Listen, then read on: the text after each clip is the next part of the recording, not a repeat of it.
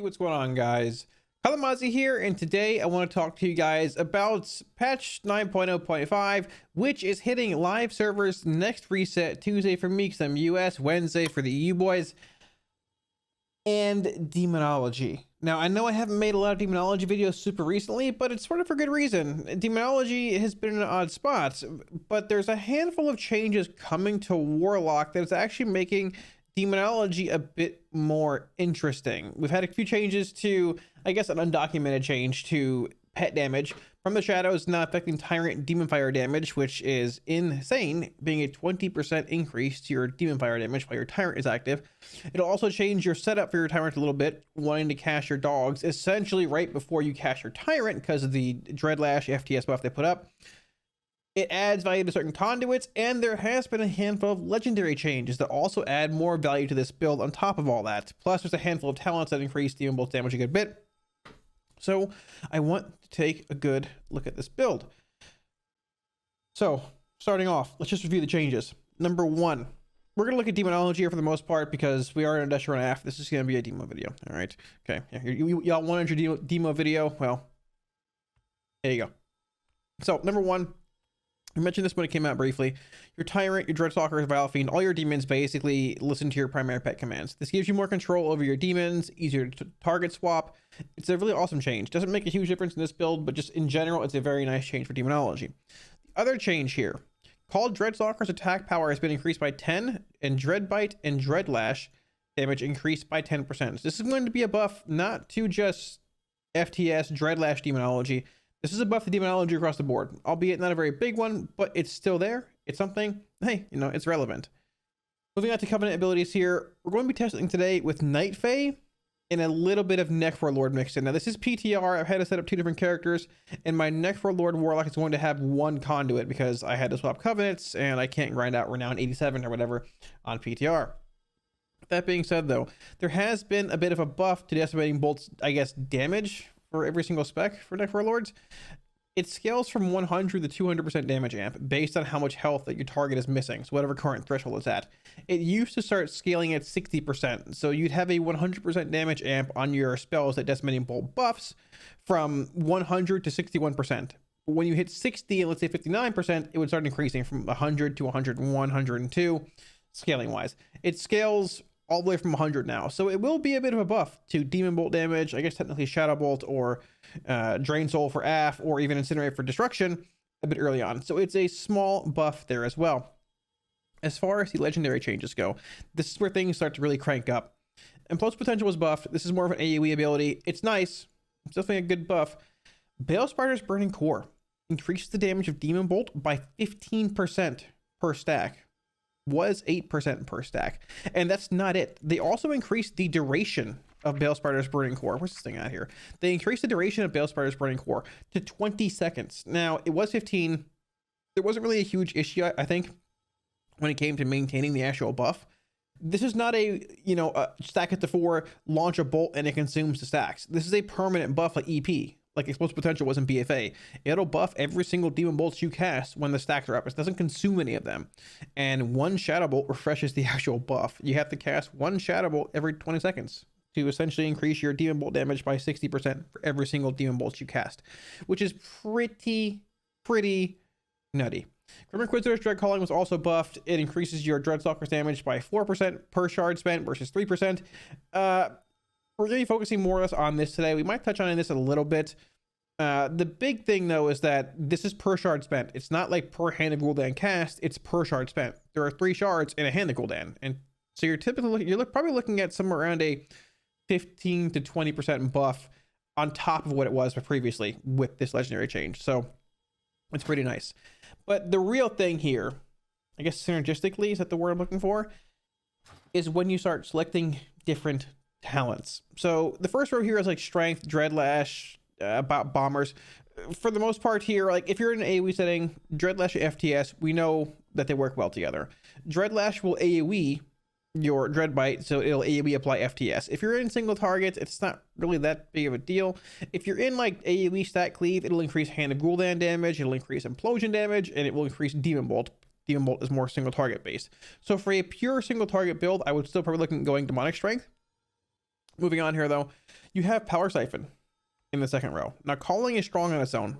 Power Siphon's also pretty decent, and it was changed in Shadowlands to give you 2 charges of Demonic Core and also increase the Demon Bolt damage those 2 charges specifically do by 30%. Now that damage amp will correspond to these 2 charges, so you have to make sure you're launching the right bolts here. But Power Siphon, so Power Siphon's an increase. Dreadlash can sort of be. Power Siphon's an increase. FTS, a 20% increase to your Shadow Flame damage. That's your Tyrant now, which is an undocumented change on PTR, as well as your Demon Bolts and your Implosions and your Hand of Gul'dans and all that stuff. FTS, number 2, German 2. 2 increases. Number 3, technically you can call it Soul Conduit. Both Soul Conduit and Inner Demons sort of work together in a sense to buff Demon Bolt damage. Because if you're playing Sac Souls, more pets, more shards, more pets, 2 passive pets basically the entire time. Now, I mean, I'm going to say Sac Souls is not incredibly exciting. It's still a bit, undertuned. But with all these stacking damage amps and, having your actual Tyrant out for whether you're playing Wilfords or not playing Wilfords, I want to look at more of the Balespider Burning Core build today. Maybe a little bit of Wilfords mixed in, but all those pets out, having the huge pet extension. Also, I mean, going pack to pack, having your imps live so much longer, Sac Souls does gain a little bit of value. And when you stack Sac Souls with Soul Conduit or Demons, with FTS, with Power Siphon, with Demonic Strength just for a single target, or Dreadlash and AoE, with Balespider's Burning Core, with Necro Lord, Decimating Bolt abilities, if you're playing Necro Lord, the damage can actually get pretty insane. Oh, and by the way, forgot to mention a conduit here. So if you end up playing Carnivorous Stalkers, where do you even find conduits at this point? Okay, I know where I find them. Right over here. If you end up playing Carnivorous Stalkers with From the Shadows, Carnivorous Stalkers gives you a chance for your Dreadstalkers to Dreadbite again and refresh the From the Shadows buff. So like I said, sequencing wise with your Tyrant, you're going to want to cast your dogs last. So they jump into battle and then bite the target, applying FTS, and then you're going right into your Tyrant. If you have Carnivorous Stalkers equipped and they actually, like Dreadbite again and refresh that, you're going to get the entire 15-second duration, most likely, unless they reproc back to back, of your Tyrant being buffed by FTS versus getting roughly 10 seconds if they don't proc. But either way, there is an insane amount of synergy with this build. Regardless of if this build ends up being worthwhile, I've actually had a lot of fun with it. You'll see in the actual, I guess different iterations of testing here, the Demon Bolt damage is really insane. So for the first test here, I wanted to start off playing a normal build of Demonology, playing Wilfred's, the normal Demonic Strength, Demonic Calling, Summon Biofiend, Grimoire Felguard, Demonic Consumption build. All of these tests are going to be for about a minute 45 to 2:10-ish, depending on CDs and stuff, but really try and just capture like the average damage they deal over a similar amount of time. Now, breakdown wise here, you see Demon Fire is about 19%, Fell Firebolt about 17.2, and Demon Bolt around 10%. Now, this is playing Necro Lord who worked in the Decimating Bolt cast and worked in, Demon Bolts when we needed to.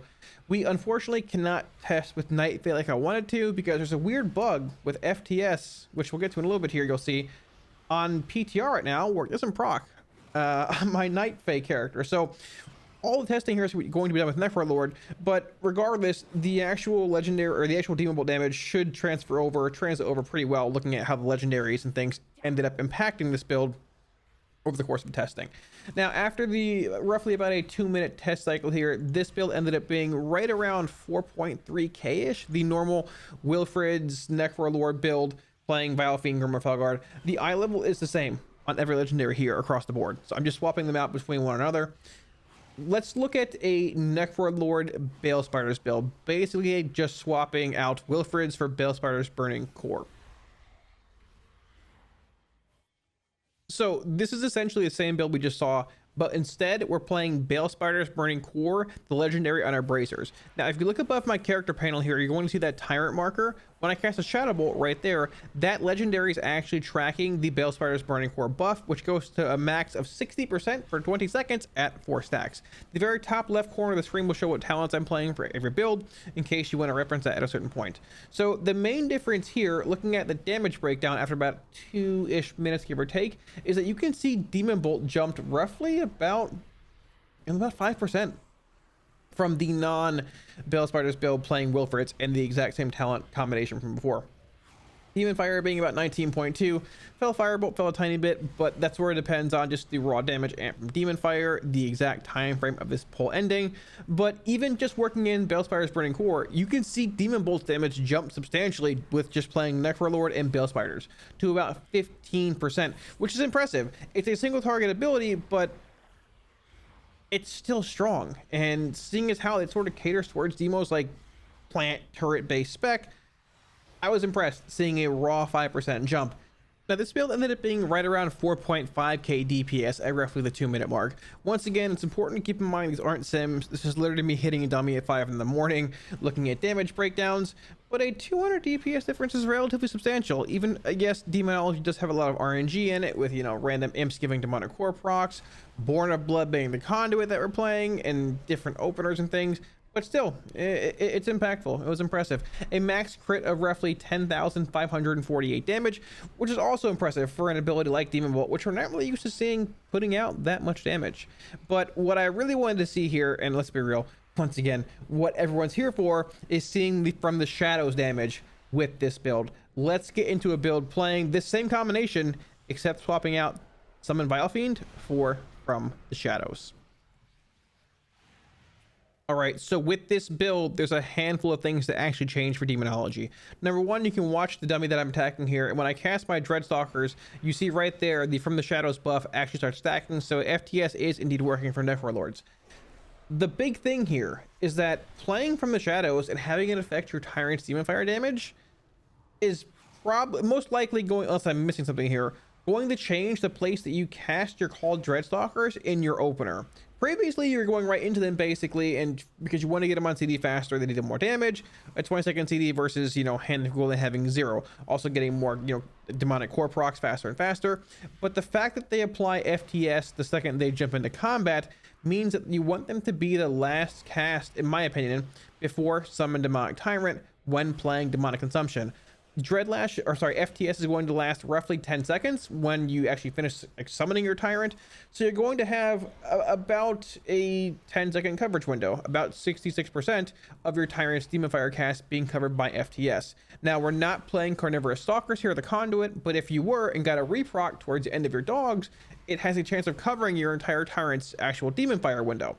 That's a bit more min-maxy down the line, but keep in mind, that is the reason why I'm actually casting my dogs later on in my opener versus just at the start. Damage breakdown wise here, you also are going to want to try and dump your Demon Bolts during your FTS window if at all possible, because the damage is increased by 20%. Damage breakdown, Demon Bolt 20.5%, surpassing Demonic Tyrant for a couple reasons here. Number one, well, the main reason we're not playing Summon Vile Fiend here. Vile Fiend deals damage on its own, but also gives your Tyrant more health for Demonic Consumption. We are playing FTS, but I expected to see a bit of a minor drop in Demon Fire damage. In the previous poll with playing Vile Fiend and non-FTS, our Tyrant dealt about 115k. It dealt about 102k here. But look at the actual crit of Demon Bolt. 15.6k. Actually pretty impressive. This build's damage was at 4.6k at roughly that same 2-minute mark. Essentially, like removing RNG and things, placing it as the highest overall damage output based build we've tested, comparing it to regular demo with Grimoire Felguard, Summon Vile Fiend, and Balespiders being at 4.5k, and Wilfrids being at 4.3. Now, while we're in the area of talking about, you know, big Demon Bolt damage, we have to test with Sac Souls. We have to do it. Let's take a look at an FTS Balespiders Necrolord Sac Souls build. So in addition to swapping to Sac Souls here, we also swapped out Grimoire Felguard for Soul Conduit, thus giving us a chance to feed into more imps through more hand Gul'dans with shard refunds. Totally just trying to feed all the way into this Sac Souls playstyle for big Demon Bolt damage. If you guys are here for a dumpster fire, for a car crash, you are in the right place. This build is a hot mess. So we are not playing Demonic Consumption. You can see the lack of burst in our opener here, number one, compared to playing Decon. Reason one to play Decon, it just brings a lot of burst on a 1 to 1.5 minute cooldown depending on the legendary you're playing. If we bring up the actual damage breakdown here, you'll see Demon Bolt is 28.5% of our damage. Our biggest crit being 20.6k. That's 5k ahead of the biggest crit the consumption build had. But look at the lack of Demon Fire damage. Demon Fire dropped from being second or third at about 100k DPS in the previous build to 10th. It dealt 20k. And that's over the course of 2 Tyrants. Now look at the Demon Bolt damage. If you compare it back to the previous poll, Demon Bolt dealt about 133k. In this build, dealt about 170k, give or take. It's just not worth it. Sac Souls is just not where it needs to be. It never has been, and honestly, at this point, I just don't think it might never be. You know, even looking at a build that's super synergistic, trying to build insane Demon Bolt damage, which is very linear, very niche when it comes to single target damage in the first place, it's just not there. Also, when you try and convolute a build with like Decimating Bolt, and really not necessarily just Bolt, but when you're just casting so many spells and trying to build around your FTS window, dumping everything during it, I feel like it's sort of counterintuitive. It sort of just puts so much prep into this one window that you can't really prep like excessive imps, more imps heading into that window. It's just sort of awkward. And I think it almost devalues Sac Souls a little bit. But the next build, the last build here, which is also a Sac Souls build, playing Power Siphon, you can really see it. Let's take a look at that build. So we actually talked about similar Demonology builds to this a long time ago in beta, and when I swapped to this build, Demonic Strength, Power Siphon, FTS, Soul Conduit, and Sac Souls, I instantly had flashbacks to how bad it was during beta. The damage is bad, but it feels horrendous to play. It is the most complicated, convoluted build I've played in my entire life in this game. It is not even close. You think AF is bad now. This is a true smoldering dumpster fire being thrown into a volcano. This is terrible to play. Like, it's just so complicated. First of all, look at the actual amount of demonic core procs you're getting here, the amount of refunds you're getting. So you're trying to optimize dumping your Demon Bolts during your FTS window while working around Decimating Bolt being a 45-second cooldown and Power Siphon being a 30-second cooldown. Now, we held our Power Siphons here for Decimating Bolt because it's a 30% damage amp, and it's 2 shards or 2 procs you can control basically at your will. So you're losing a bit of value there holding Power Siphon, but you're also trying to hold during your Dreadstalker's FTS window, which we're not playing Carnivorous Stalkers here, we're playing Born of Blood, so it's feeding us even more Demon Bolt procs. All that being taken into account, you're still trying to maintain your Balespider's Burning Core buff as far as Legendary goes. I'm pretty sure it even drops here once or twice. Trying to do all of that, Decimating Bolt, Power Siphon, holding your dogs maybe for a second or two to line up better for FTS windows, trying to maintain Balespider's Burning Core, it just dropped right there. It leaves you so little time to summon imps for Sac Souls, the talent just feels dead. It's so incredibly convoluted with a terrible payoff. Like, looking at the damage breakdown here, yeah, Demon Bolt was 30% of our damage, but this build dealt like 3.5k or something after 2 minutes. It was garbage. It was terrible. It was so bad. It's so convoluted, partially due to Sac Souls just being a mess, and partially just because it's excessive. You're trying to build too much into Demon Bolt here, and with it also being a single target based ability, it's just a bit lackluster. I cannot imagine trying to play this build in a raid setting. Trying to juggle 18 million things here and optimize around that FTS window is going to be an absolute nightmare. The biggest crit for this build we had for Demon Bolt was actually 16.3k. Keep in mind, this is no flask, no food, and like that. It's actually less than the previous build, and a bit of that can be RNG with pets being out and when it proc exactly. But like I said, I think a lot of that's actually just trying to over optimize for Demon Bolt, and you're just losing Sac Souls value, which is not very valuable in the first place. With all that being looked at, let's talk a bit about what build I think is probably the best. So I'm going to admit that as far as like trying to summarize what these builds look like, it's Demonology. There's going to be a tremendous amount of variance in them due to like some builds running Soul Conduit, some builds not running Soul Conduit, some builds, I guess all builds are playing Born of Blood. Let's be real, Born of Blood procs are a bit RNG, but looking at, let me fly up here so I can actually hear myself think. Looking at the actual damage here, I mean, once again, RNG is RNG, but the Necro Lord with From the Shadows, Balespider's Burning Core, the Legendary for Demon Bolt, actually did a pretty substantial amount of damage, finishing right around 4.6k at roughly the 2-minute mark.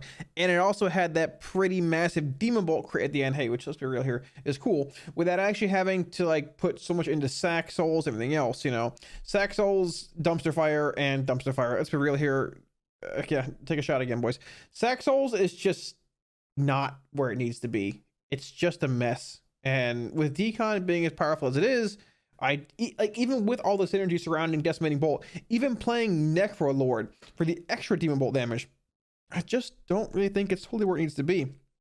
The normal Necro Lord Wilfred's build was 4.3k-ish. Once again, there are a handful of different openers you can probably follow for this. RNG is RNG, but the cool thing is they're all pretty close. And Balespider's Burning Core, looking at the varying differences between, like, you know, 1 build, 2 builds, 3 builds, the Demon Bolt damage is actually real. It's actually crazy strong. And as far as like single target damage is concerned, it looks like it could be a real contender. Now, like I mentioned when we first started the like run through here, unfortunately I can't test this as Night Fae because there's a bug on PTR that doesn't apply from the shadows if you're Night Fae. I reported it again, but I would assume, yes, Necro Lord does add a lot to this. But looking at how things are stacking and just all that taken into account, Balespider's Burning Core should still be a pretty substantial damage increase to Demon Bolt, and probably just in general for Destro and pure single target. Now, I'm not saying go out and make it right now. I wouldn't do that at all. But I would say wait until things hit live servers next week, and when sims start coming out, I guess more so over the course of this weekend. But keep in mind that this build actually does look pretty spicy. I wouldn't write it off just yet. One thing to note, once again, we did play Born of Blood here as far as our conduit goes. When we played like the FTS Sac Souls, the Power Siphon builds, it actually was, it almost was counterintuitive. We had so many random procs in Born of Blood. There's points in time where you want to control your Demon Bolts. You want to have your Power Siphon proc stacking Decimating Bolt. You want to be able to stack those Demon Bolts together. And having the actual Born of Blood procs override the Demon Bolt procs or the Power Siphon ones, it just got sort of awkward. I want to be able to control when I want to cast my Demon Bolts. There were times where I had to cast them because I was capped and I was getting 2 more from dogs expiring, but I wasn't really ready to, or I was wasting a Decimating Bolt proc during a non-FTS window. The more convoluted this build gets, it's actually one of the most complicated builds I've actually played. Trying to maximize FTS windows around Power Siphon windows, with Decimating Bolt windows, with Demon Bolt procs, with Born of Blood procs, trying to set up your Tyrants and cast your Dreadstalkers later on. It's actually so incredibly complicated. And like I said, the Sac Souls builds, I mean, honestly, they really just don't feel like it's worth it. I wish they were better, but well, you know, it is what it is. Decon's just still incredibly powerful, and I really don't see that changing. The interaction between your Tyrant's Demon Fire damage and from the shadows being a thing now is actually massive too. Once again, you could see it in a lot of the actual damage breakdowns over the course of these 2-minute, I guess, cycles. Like, Demon Bolt damage is up there, but Demon Fire damage, even without playing Vile Fiend or at times Grimoire Felguard, was still competitive. It was still up there. A lot higher than I thought it actually would be. Oh, and by the way, for those who are going to ask or say, oh, you didn't test demonic consumption with From the Shadows and Power Siphon, I actually went back and tested because I sort of forgot, and the results were sort of mediocre. It was higher than 3.6k at about the 2-minute mark, but the damage is fine. It just seems like it's sort of like a mixed grab bag of mediocre talents and traits to try and make 2 hybrid builds work. Now, there are a couple points I want to talk about here briefly. Like, when you're playing the big FTS Balespiders, Power Siphon, Sac Souls build, you'll actually notice if you go back and look at the damage breakdown between that one and the previous build without Power Siphon, is that the Demon Bolt damage is actually higher in the non-PS build here. And I think a lot of that just has to do with it actually devalues Sac Souls, because you're holding your Power Siphon, like, you're not playing Demonic Calling, you're holding your Power Siphon for your Decimating Bolt. So you're holding it for about 15-ish seconds, so you're losing some value there, but you're just trying to sink so much, trying to sink your FTS, so you're casting your Dreadstalkers into your Bolt, into your Power Siphon, into more Demon Bolts, all while your Imps and the other pets you could be spawning or summoning are just expiring, and it's further devaluing Sac Souls. It just feels like you're trying too much, and Sac Souls is still hot garbage. So there's that. Now, if you are playing Power Siphon, there is technically an opener that I was trying out a little bit, because so if you're actually playing Balespider's Burning Core, you want to have that 4 stacks of Demon Bolt like buff stacked as fast as possible, and you stack it by playing Shadow Bolt. So there was an actual opener that I was messing with that was pre-casting Decimating Bolt, and then actually casting 2 Shadow Bolts into like your Felguard, your Imps, and then finally your Dreadstalkers, which number 1 allows you to sort of get your Bolt on CD faster, which syncs more with your actual Power Siphon, and number 2, if you got Born of Blood procs, you could dump those there before or after in the FTS window. Now, playing Power Siphon means you don't have to wait for your second Dreadstalker's cast to come back around, because you can pretty much just go, you know, precast Bolt into like Siphon, force 2 Demon Bolt procs, and then just blast them in the target with FTS up. But that's like just super, I guess, like, I feel like we're trying to go too in-depth for a mediocre build. The best builds that I saw were just like Necro Lord with Balespiders, and the FTS build was like really strong too. Like Necro Lord with FTS Balespiders was super strong. I'm impressed with the actual bonus damage FTS is bringing. You keep in mind, it's not just your Tyrant's Demon Fire damage. It's all of your Demon Bolts. It's your Hand of Gul'dan Cleave and Implosion, technically, if you're imploding. I don't think Balespiders is a good play in Mythic Plus, but it could be a thing when it comes to single target damage. Is it going to beat out Wilfred's? It might depend a bit in the fight, because Wilfred's gives you a Tyrant every minute versus a minute and a half and all that. But that's something we have to wait for Sims for a little bit more. But I'm impressed with the synergy. Balespider seems strong. And even if you're, like I said, even if you're not playing Necro Lord, the synergy is still there. The FTS buff is still universal. The Balespider's buff is still universal. And regardless of all this, even if it doesn't work out, hey, Dog's build got buffed, and the Dog's build is the coolest thing Demonology has going for it, and it's not really even close. Thanks for watching though, dudes. I hope this video gave you all a better understanding just about Demonology heading into 9.0.5, and really just looking at a couple of the legendary buffs to Balespiders and the FTS changes. Now, like I said, I don't know. It does sort of feel like Born of Blood was devalued with some of the larger, like, just big Demon Bolt dumping builds with Power Siphon and all that, but Born of Blood's still good. Hell Commando is still good. And even though we only were able to play 1 conduit there, Carnivorous Stalkers also gains a lot of value. Keep in mind, none of those actual like 2-minute cycles were with Carnivorous Stalkers, because I don't have Renown 40 for my Necro Lord. I have Renown 3. So the question is also, how much value does Carnivorous Stalkers gain single target with Balespiders? But hopefully Sims will be out soon this weekend. I'm going to probably look into maybe like changing some of the legendary modifiers myself if they're not, and then we go from there. So as long as I can do that, be on the lookout for that video later on this weekend. Any Weak Wars profiles or add-ons you see here, you can grab for free off my Twitch if you want to swing by, hang out, ask any questions anytime. Let me know what you guys think of this build, or I guess these builds, in the comment section below. Any questions, drop them down there. I'll be sure to get back to you. If you want to see more WoW content and help support the channel, be sure to smash the like and subscribe buttons below. Thanks again, dudes, and I'll catch you all again soon on stream. Peace.